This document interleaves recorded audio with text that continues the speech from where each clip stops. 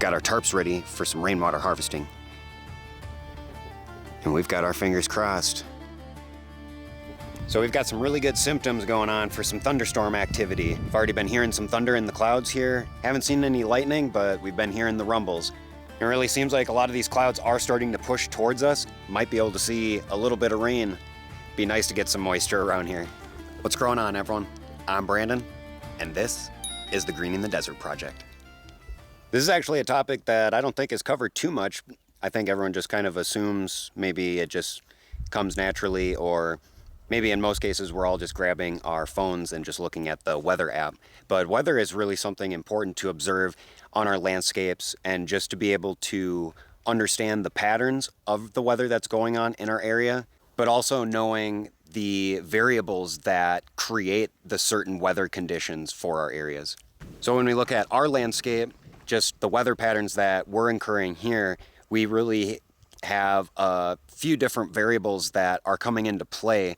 Because the contours and just the topography of our landscape, it actually creates these certain conditions that I think for the most part, at least from what I'm seeing and observing the last 2 years, is we have a lot more tendency to push clouds away. Otherwise, we do more so make the clouds dissipate above us.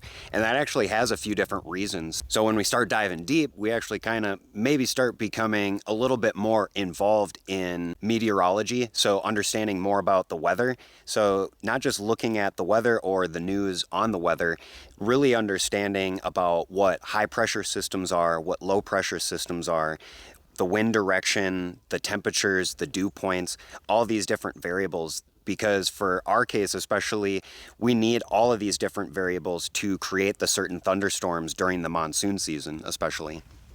And sadly with our area, I think it takes a little bit more of a precise combination of elements or these different weather constants to create the thunderstorms or the rain that we actually need. So like I said, we have a tendency to more so push things away or dissipate the clouds. So there's these just right conditions, and for the most part we do need a lot more of the wind and the clouds coming from the north, and that also is combined with moisture coming up from the Gulf as well. And this actually gets more into even like the jet stream and just looking at the weather patterns that are occurring over the whole US, because these actually are playing into the smaller picture of the weather patterns down below on the micro scale. So in essence, we can become our own meteorologists, and we can actually predict the weather almost a little bit, maybe a day or two out. But having essential tools is one thing, just like in the olden days, having the barometer, so that pressure, so the pressure gauge, and then having the temperature and the humidity gauge. Having these simple instruments actually gives us a little bit better advantage, as well as observation of the sky, to be able to know a little bit of the weather that might be coming or what we might expect for our weather in our general area too. Because in essence, all the news stations and even the apps for all of the weather, they're not specific to our location. Those are recording for the stations, which are usually a ways from anybody unless you're right in the city or right next to these certain weather gauge stations. So otherwise, we have a completely different scenario where that's why recording our rainfall and just being able to observe our weather overall and kind of document all of this is going to give us a little bit more dialed in and specifics of the weather patterns and just what we can kind of expect on average from year to year. Looks like this one nice cloud is going to bless us with some sprinkles. Just a few. We can now see that one little cloud has transformed and smushed together with all these other clouds. And now we've got gray skies above us.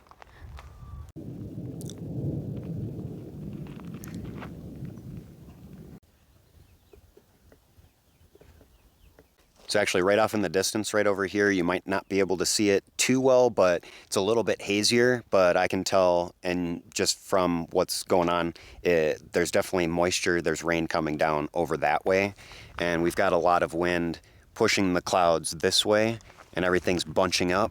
right over here, and we've got a lot darker clouds, so something has developed a low pressure system of sorts, and it's definitely gathering up some moisture. And that could also be due to it's kind of a lot of the clouds being backed up from going farther up the mountain towards Flagstaff and up toward and just up the Rockies in general.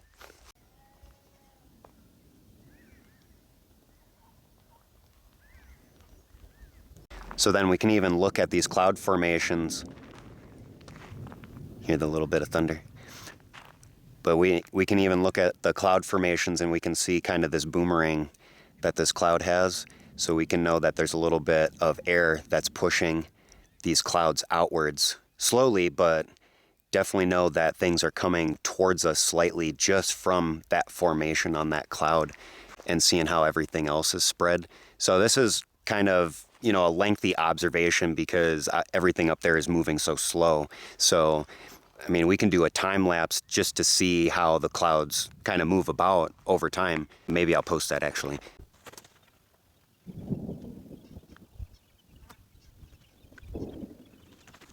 Otherwise, for ourselves, we're looking, at least kind of staring at everything for a little bit to get a gauge on if the clouds are moving, if they're, you know, being pushed upward more, if they're drifting apart or kind of dissipating above us, or if they're condensing more, which we can see there's a bit more condensing going on with these darker clouds. So we know we've got some condensing going on in our area even. And now I can even feel it with the air movement that's going. We got cooler air moving in.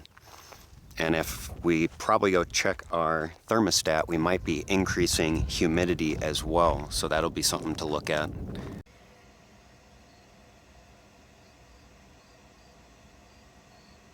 So we can really dial in even for our area. Like we can get dialed in with our instruments and then looking at the sky in general too, just to see, we can have a pretty good idea of the potential probability of it raining down over here. So just seeing how everything is right now, to me, we have at least a little bit higher probability because the clouds aren't dissipating. We see the clouds condensing. So we could assume a little bit that there's conditions that are just right for these clouds to continue condensing and forming the way they are and not breaking apart. So when we understand more about high pressure systems, low pressure systems, the variables of, you know, wind and the dew point and how cloud formations kind of occur, then we can really have a better understanding and a better gauge on if the weather is going to be in our favor or not, basically.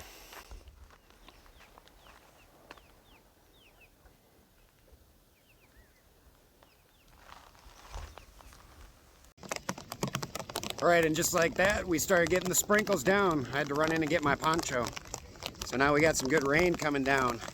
Since we're getting the good rain, I'm gonna walk around because we got some water filling in our rain catchment too.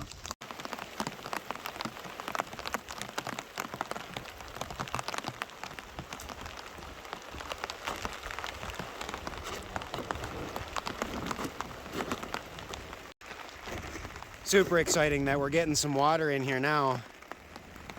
This is awesome. We need this moisture. We needed it. It's coming down pretty nice too, just the fact that we are getting these lighter sprinkles and rain as opposed to just the all of a sudden downpour, just being the benefit of our landscape, because all this water is going to be able to soak in and hydrate the soil. And then when the bigger rain does come, the soil's just going to be able to absorb it all that much better.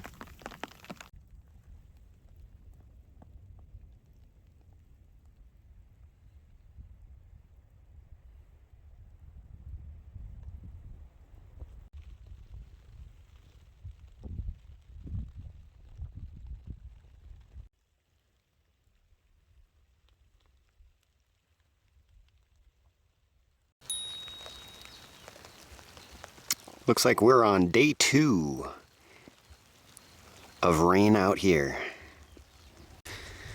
All right, so we got a little bit more rain on the day number 2 here.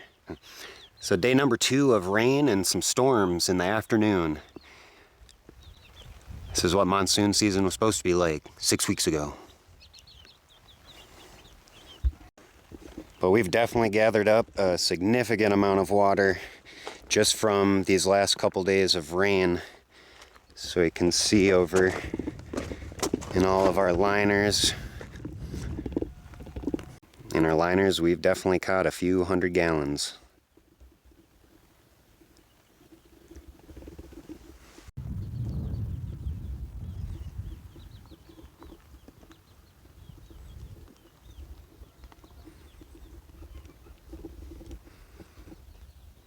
These rains are really nice, even though they're not the heavy downpour and filling up all of the earthworks like everyone wants to see. It's still nice because with the slower rain, we're just getting better infiltration into the soil, so better moisture content farther down. And even just from yesterday's little sprinkle of rain, we've got some nice green new growth coming. And this was actually a path where the goats had been through, so all this grass is regrowing from the goats. So goats aren't destructive and pull roots out like other animals or livestock do, as some people think. It's just nice to at least get some moisture going here. It's been dry for so long, we were almost thinking we might not get any moisture around.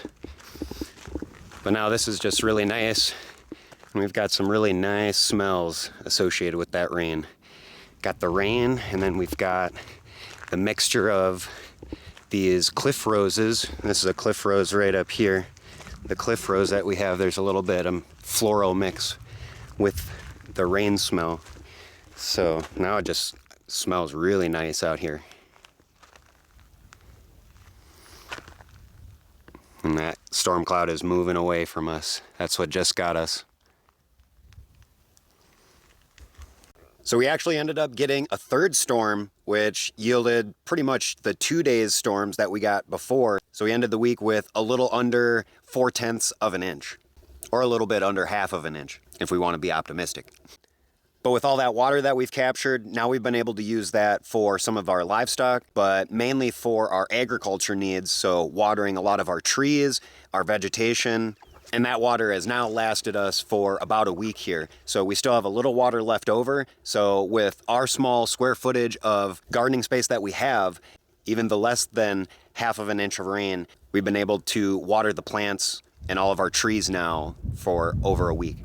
Now, it's been quite the experiment this summer to actually see the vegetation that we are growing and the tree species that we've been growing. Looking at the trees that we did get, so the apple trees, these are apple rootstock trees that I had bought in early spring. So these are M111 apple tree rootstock species. So it's nice to see that these trees are pretty hardy, especially for the brutal summer that we've gone through here with the triple digits and for how dry this monsoon season has been.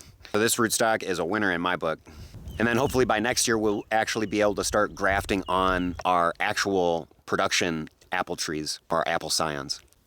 And then we also got our heritage raspberry, which has been struggling just a little bit through the summertime here. And I think the heat has definitely gotten to it. It's gotten more than adequate watering. And that also goes for the goji berry or the wolfberry variety of this goji that we have. This one has struggled a little bit. It's lost a lot of its leaves, but it's been trying to regrow. And then the last trees that I did buy earlier this year were the Honey Babe peach trees, and those are actually grafted onto a Lovell rootstock. So it's really nice to actually see that this rootstock and this variety of peach tree has worked through the dry and hot summer that we've had too.